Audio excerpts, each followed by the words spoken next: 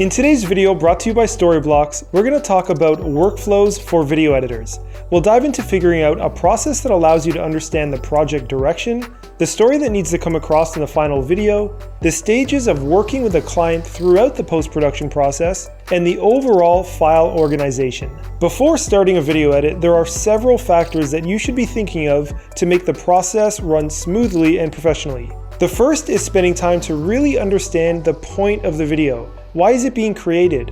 What is your client trying to accomplish with this video? In most cases, this will have already been established in pre-production, so you'll have either received notes or a script or direction from a producer, director, or the client themselves. With an understanding of what the video will be about, it's time to receive the files and start the file organization.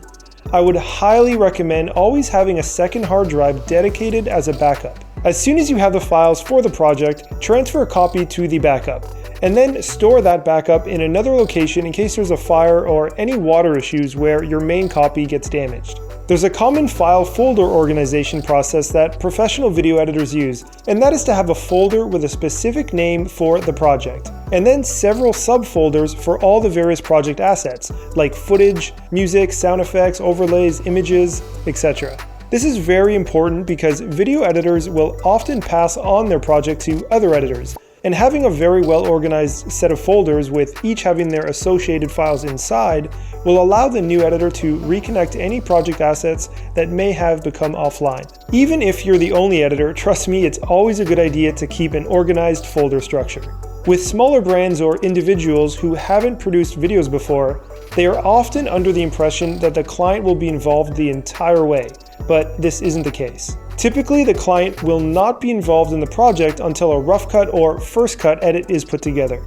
This means you will spend all of the time working without the client's input until you've assembled the majority of the project. Most of the time, including a client throughout the first cut stage isn't what happens in a professional situation, because it will drastically slow things down. It's important to explain the process of editing to the client so that everyone is on the same page once you start.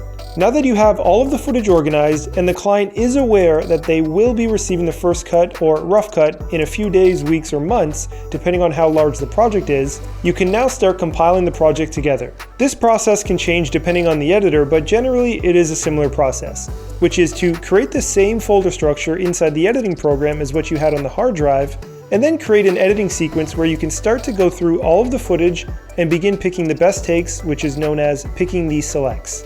Once you have chosen all of the selects for the edit, more than likely you will have extra footage than what the final edit will include, and this is a good thing. Editing should be efficient, so cutting together a rough scene and not having everything perfectly timed will save you time. So start piecing together the project based on the script you were given or the direction from a producer, director, or the client. But don't worry about making things perfect at this stage.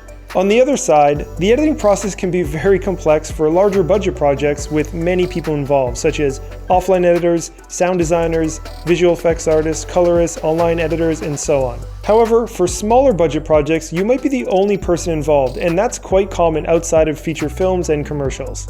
If it is a smaller budget project, you may have filmed and directed the project as well, and therefore you'll have a clear idea of how the edit will go. If you're the only person in post-production, think about the music, sound effects, visual effects, and feeling that each scene would have as you're putting together the first cut. As the edit is being assembled, remember to back up the progression you've made so that if there's any issues, you won't have to start all over again. A great way to speed up your editing workflow and to add a higher production value without going over budget is to include stock media content, such as stock footage or graphics templates.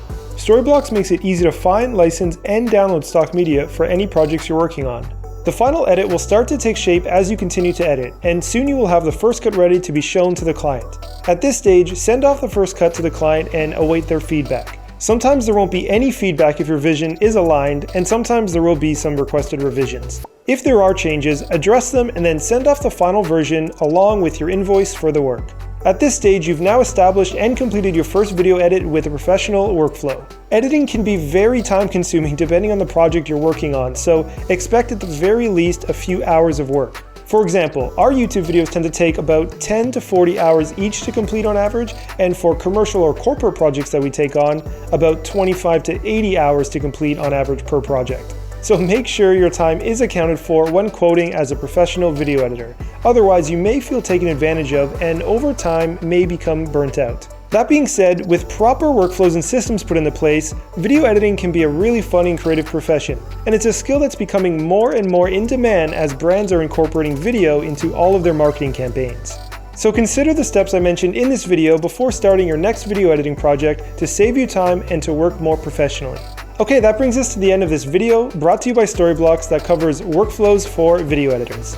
My name's Will Bartlett, and we'll see you next time.